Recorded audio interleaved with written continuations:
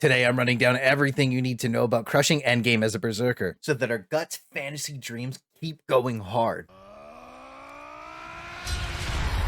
And we can obliterate everything we come across. And yes, we're still compensating with the giant sword, but everyone knows they need us. And a ton of stuff has changed since the first build, so the video breakdown is going to be both Mayhem T3 builds, the updated Berserkers Technique build, and the updated PvP build, which are all going to be linked in the description as text guides and also formatted for mobile for my one-screen homies. But if you really want to stay ahead of the competition, make sure you join the ZERKERGANG at Discord, because we've been on the glow up since the very beginning. And it also happens that we have wholesome gamers that are absolute legends. So thank you for always helping each other out. We all stay strong together. And if you gain any value from this, I'd appreciate the sub. My name's Claysthetics, and we're running right into it. And don't forget to like the video. It's the only way YouTube knows I exist. So lighting this off, we're going to pick our gear set for 1370. And if you're a solo gamer, the best set to run is the crit chance set from Argos. However, every group you're going to end up in, everyone has a crit chance gear. So you already know the ZERKERGANG is going to stay carrying every lobby we're in. And because of our stat stack, we can run the crit damage set with basically no negatives.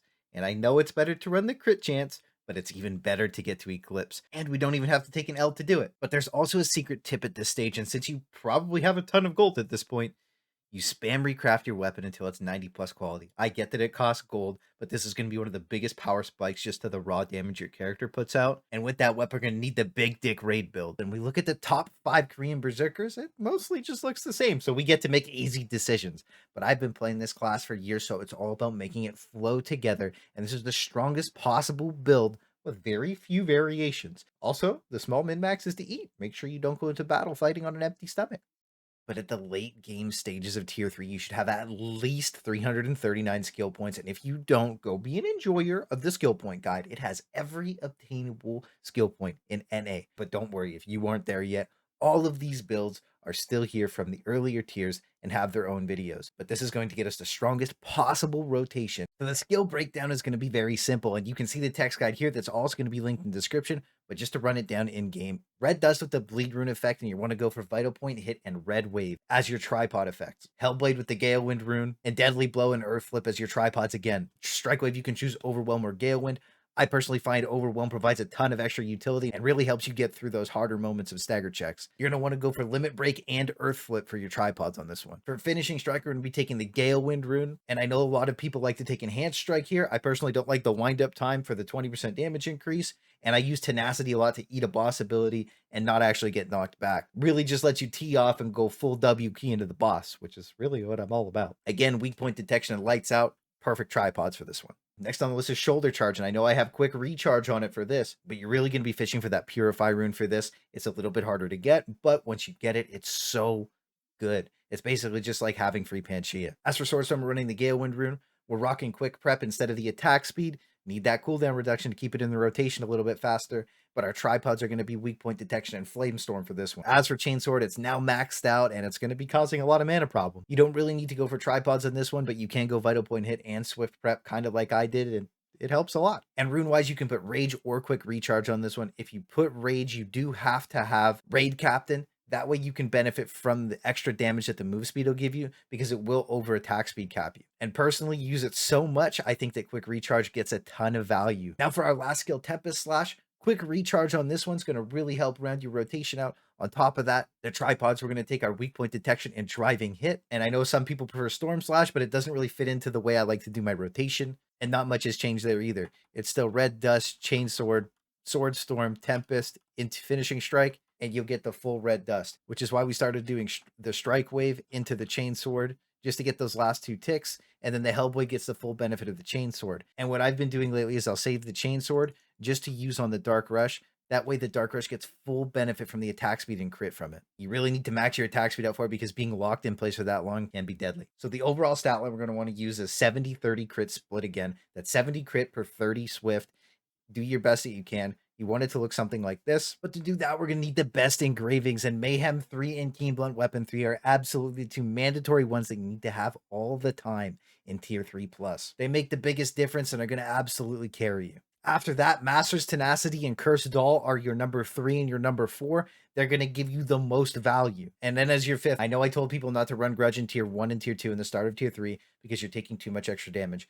Later on in the game, if you absolutely want a Giga carry, Grudge is going to make you do that. And you can choose between Grudge and Raid Captain, and you will lose like 10 to 12% damage if you choose Raid Captain over Grudge. But if you simply can't stay alive, and I know most new players or people who haven't progressed on some of these fights before would definitely be better off using Raid Captain. So you can swap those two out. But as you can see, I also have MP efficiency increase. This is actually one of the most slept on in the entire game things for Mayhem Berserker, because if you're a solo gamer with no bard support, you're going to be running So as your 5th or 6th maxed out engraving, you need to have MP efficiency increase. Basically just gives you infinite mana, and the damage buff is almost always up after that second rotation. So just to run that back really quick, we're looking at Mayhem, Keen Blunt Weapon, Irreplaceable as your first 2, Cursed Doll, Master's Tenacity as your next 2, and then for your 5th slot, you can pick MP efficiency increase, Grudge, or Raid Captain.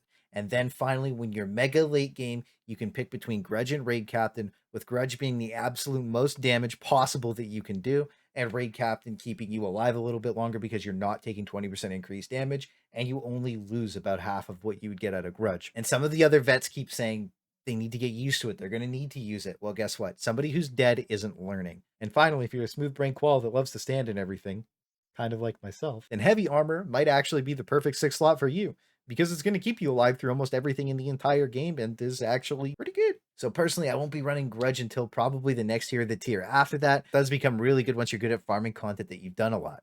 So that way you don't get caught making silly mistakes. Now for our cards, Nature's Elementals and We'll Meet Again. If you don't think it works, run Trixian early. 15% elemental damage decrease, actually cracked. Your next best is going to be Lost Wind Cliff. Once you get that 7% crit chance, you're going to be gaming. But your absolute best card set is going to be Light of Salvation all the time. It's just insanely hard to get even all the cards, let alone an 18 set Awakening. Now we have our AoE Mayhem mobbing build. So we'll have the same engravings, but we'll want a CDR and a damage gem on our Whirlwind because you turn into a Beyblade. And now for that brand new maxed out build, Berserkers Technique, and it is on par with Mayhem. The build is really solid, but it has some drawbacks. One, since most of us are Mayhem, swapping full accessories is going to be a little annoying because we're going to need to change our stat line completely too. And 2, building a rage bar is going to be annoying. It takes about 1.5 rotations of skills with wealth runes and tons of spec to get back into rage form. So you're looking at an average of about 20 to a 30-second downtime to get back into form, unless you're running awakening potions. And you're a wet noodle outside of burst tech. So if you pop your burst mode at the wrong time, you're going to be basically useless, wasting all your big damage. It does last for forever, but hey. Our stat line is going to be broken down as 60% spec, 20% crit, and 20% swift, and you're going to need at least 1200 spec to make this build work at all. And the positives that you have a full health bar and you can see your skin instead of being the coolest white and black monster on the battlefield. It's the same concept for Mayhem because we're going to be running most of the same engravings, except you'll notice that we have Grudge on here, and at this stage of the game, when you can run Berserker's Technique, Grudge is absolutely mandatory, and you can't get away without using it. Because you should know what you're doing at this point, but who cares anymore? It's Grudge time. And for our flex pick, you can pick heavy armor over MP efficiency increase, but you will be if you don't have a bard, and then you'll feel bad. And in that slot, you could also run Supercharge, which is going to make Strike Wave feel insanely good, but for one skill, I don't really think Supercharge is worth it. But after testing it out with all the right stats and all the right engravings, I can say that this build feels insanely good. And this setup will put you on the moon, destroying everybody else. It has about the same DPS as Mayhem, and if used correctly, can pop off even further and beyond. But Wealth Runes on Windblade and Tempest Slash are going to be absolutely mandatory. But other than that, you can see the tripods and everything you need in this text guide to make the Berserker's Technique build work and run smooth. As for the cards for this build, again, we're only going to be able to use Trixian, Lost Wind Cliff, and Absolute maxed out. We're going to want to use Light of Salvation. It's easily just the best across the board, and its AoE build is concepted the same. You're just going to replace Red Dust with the Spin to win, and you're going to have the big AoE Strike Wave. And the only other change is that you take Windblade over Swordstorm, simply because Swordstorm is basically worthless without Flamestorm. So if Mayhem isn't your thing, you can go crazy with this build, and honestly, I'm a little conflicted. After looking this drippy with that sexy black and white glow, it's hard to get off of it. But sometimes I wonder what a full HP bar would feel like again. And I want to know what the ZERKERGANG is going to be doing when they're 1450 plus in the clouds. And finally, for a ranked PvP build, we're going to be curving kids harder than this Roomba. And we're going to climb to the moon, just like our patrons. Thank you guys so much for all the love. We just keep growing, and you have no idea how much this means to me. But basically, it's the same build as before with a small update to make the flow a little bit better. And on the last PvP guide, I had quite a few questions about setup. You really just want to set up with Shoulder Charge or Windblade and recatch with Swordstorm or Diving Slash. And if someone is being too aggro, it's super easy to catch them with a Finishing Strike or the Tempest Slash, and you can really see how hard you can carry a game. And this build is linked as well. 1 crit, 249 Dom, and 750 Swiftness. And I saw a lot of people dropping the Swift for the Dom. And while it does make your combo do more damage, you lose that crucial attack speed that makes the movement and flow of the character even possible. And the CDR is mandatory for insanely long cooldowns. Without it, it just feels clunky and slow, almost like a destroyer. Look forward to that PvP video coming out soon for the big launch and the return of the Destroyer King. But PvPing as a Berserker really comes down to just forcing mistakes and controlling the flow of the game while not overextending and greeting. I know you can do it because I can.